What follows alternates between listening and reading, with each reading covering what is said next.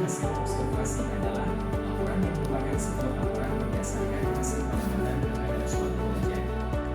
Dalam teks laporan hasil observasi, terdapat berbagai informasi yang disajikan penulis tentang suatu informasi berupa nama objek, ciri, jenis, keadaan, dan data lainnya. Dari isi teks laporan tersebut akan tersajikan struktur teks berikut, yaitu pernyataan umum, deskripsi bagian, dan deskripsi manfaat. Struktur yang pertama adalah pernyataan umum. Pernyataan umum yaitu terdapat pembukaan, berisi pembuka atau informasi secara umum hal yang akan disampaikan.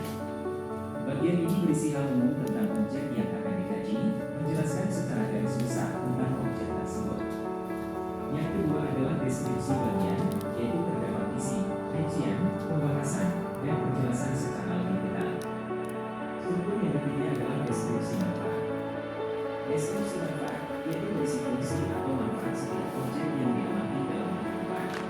Pada seri selanjutnya kita akan membahas tentang ciri laporan hasil observasi.